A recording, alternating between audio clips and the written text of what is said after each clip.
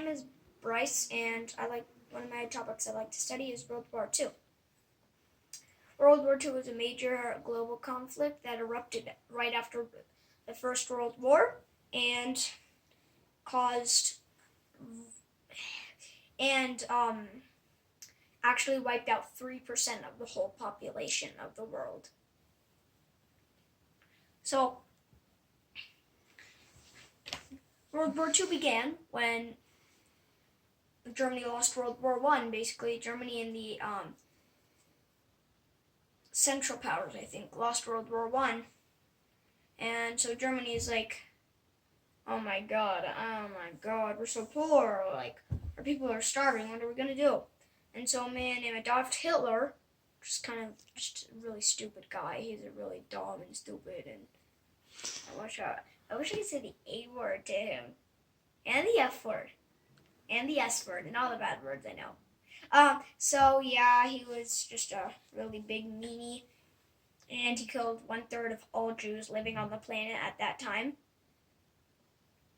And so he says, before that, he says, hey, Germany, look at me. I can do this. We can rule the world. So most of the Germany people are like, yay, somebody can help us. And Hitler's like, yeah, I can help you. We can create something called the Third Reich. And so they invade Austria. And Britain and France are like, okay, I think we're going to start watching you. They said it to Germany. And so Germany's like, well, what about the Treaty of Versailles? And then Hitler was like, oh, forget it. So the Treaty of Versailles only allowed Germany to have 6 large warships and 100,000 men, nothing else. But Hitler built a huge army in secret. And so Germany had to give up a lot of its land to Poland after World War I. And the Germans were angry about that. They wanted their land back. And so until Hitler, he turns around to the German people and says, yeah, that land belongs to us, not the Poles. And so, then he turns around to Poland and says, let's sign a non-aggression pact. So they do that. And then the German people are like, what? So, and then Hitler's like, this is all part of my plan. And so he invades Poland. Even though he signed a non-aggression pact? Yeah. And so Russia actually agreed the Soviet Union agreed to split the country, Poland, between Germany and Russia. Well, Soviet Union. And so, yeah, that happens. Hitler heads west. No. Yeah, just about west, heading toward France and England, while Stalin and the Soviet Union heads kind of down Europe. And so at this point, Australia, New Zealand, Britain, and France declare war on Germany. And yeah, so they're like, we don't trust you, so we declare war. So Australia, New Zealand, Australia, New Zealand, Britain, and France declare war on Germany. So Germany's like, okay. And so the Russians try to invade Finland. And so the Finns, they're outnumbered. They have like few thousand men and few anti-tank guns. And so Russia sends a force of a lot because there's a giant isthmus on Finland, and it's good for naval and air bases. And so Russian troopers try to get through, but it's the winter. And so the Finns, they come up with some very clever tactics, like snipers. And they cover themselves in like white camo, and so they can just like, and they ride around on skis.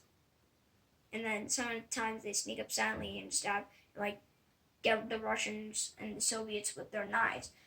And another trick was for tanks, where they would put a giant log in front of the roads, and then the tank would stop, and then somebody would get out of the tank and try to go it, and then they would hurl, and they would chuck a grenade at it, and it would blow it up.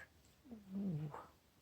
And so there was this one battle where a battalion of 800 Soviets tried to get just about like 100 men, something like that, 100 to 100 men. The Finns only suffered one casualty, a man who had a heart attack but survived, and then they annihilated the whole Soviet battalion.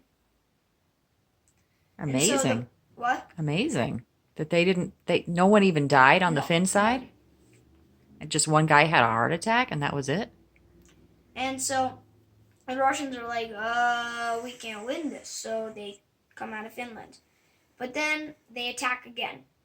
And the Finns actually want to protect themselves. They're like, and so they ally themselves with Germany just to keep their territory safe.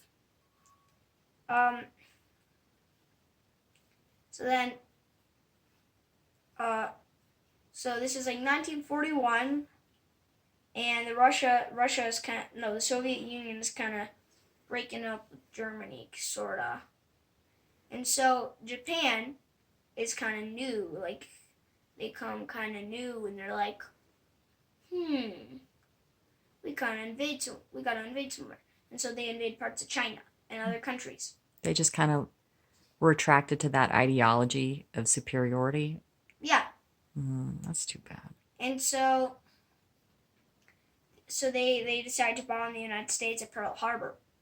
So the United States is like, so they were talking peace. The United States and Japan were talking peace. And then the Japanese bombed Pearl Harbor. And then Japan was like, aha. And then the United States is like, that's unfair. You can't talk peace with us and then drop bombs and sink ships. And so the United States the President, Franklin Roosevelt, asks Congress to declare war on Germany. And they say yes. And right after Pearl Harbor, Japan allies with Germany and Italy. And so once America joins, Russia says, Russia and the Soviet Union says, I do not really want to be with you. So they break up and they join.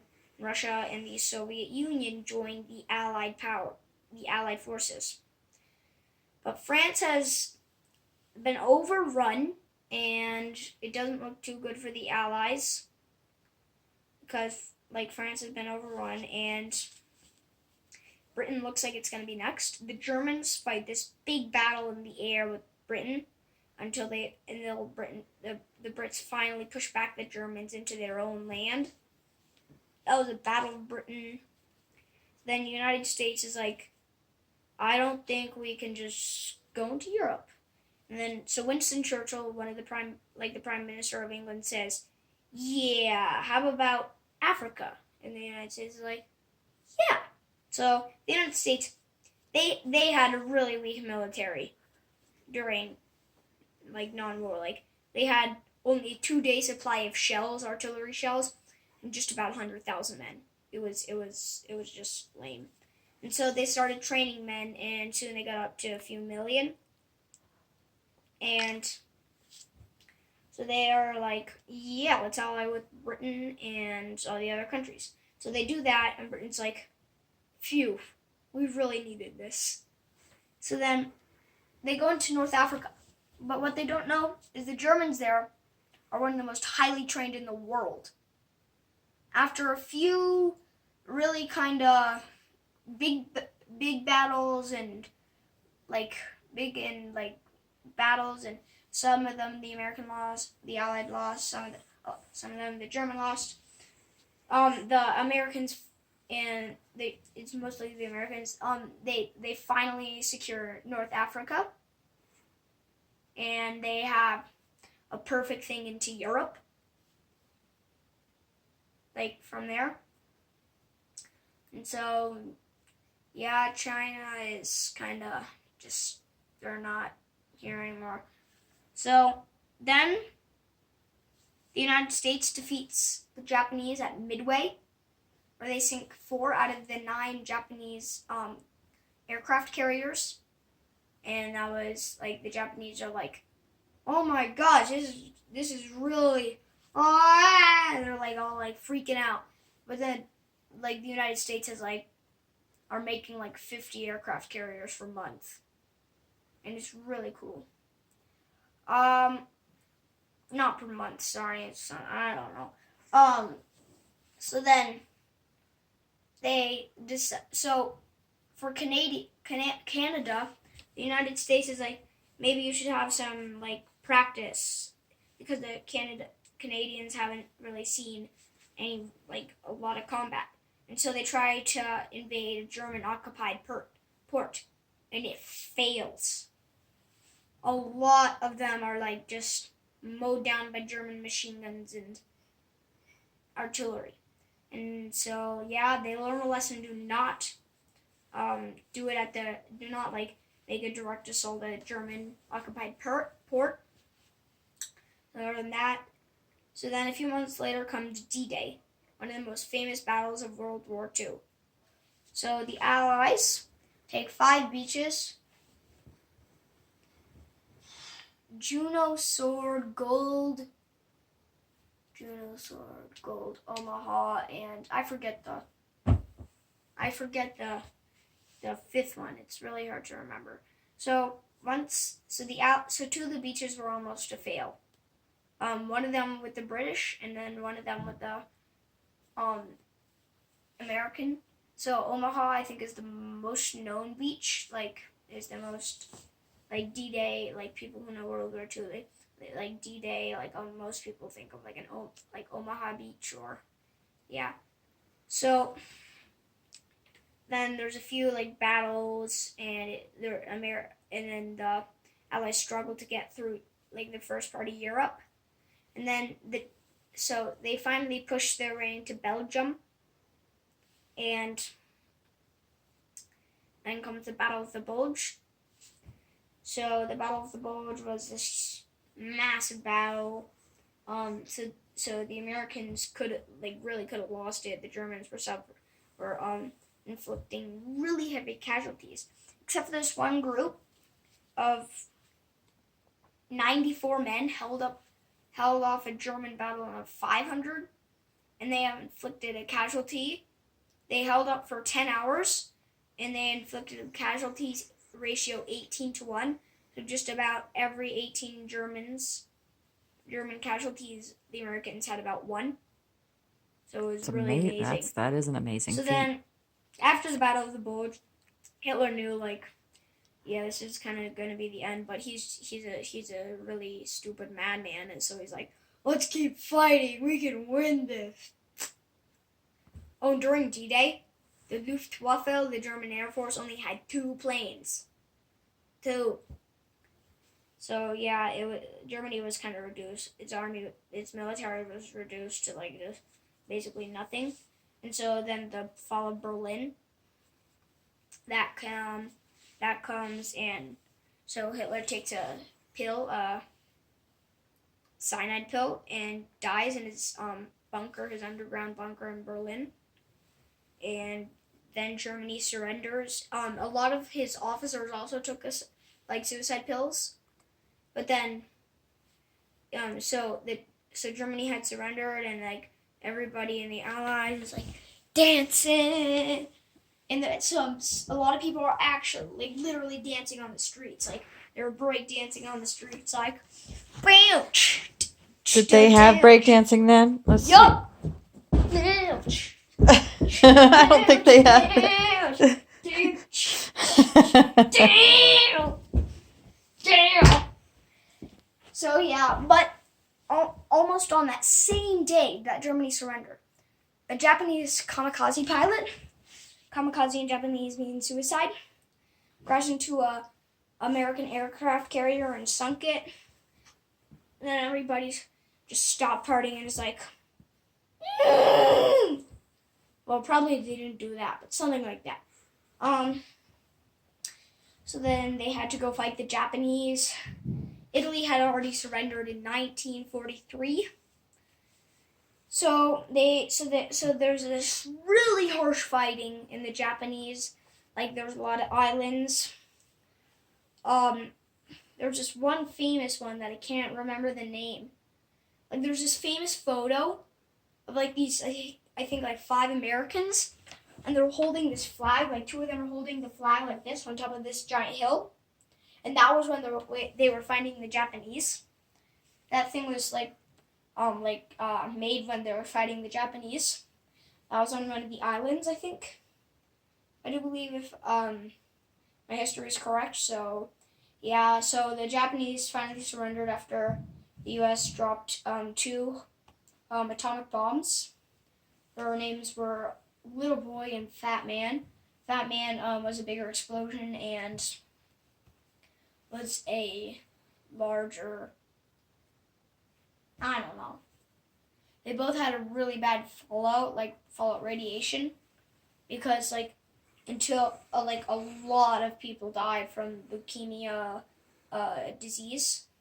And so when everybody finally surrendered, the United States is like, we can't fight another world war. And this just yeah. Well, I mean, everybody's like that. I mean, nobody really wanted to fight another war. But then, in the early 1950s, the United States had to fight Russian communism. So yeah, that's kind of the end of World War II. You went through the whole thing. We were going to do just an introductory, but you did the whole thing. Wow. Oh, oopsies!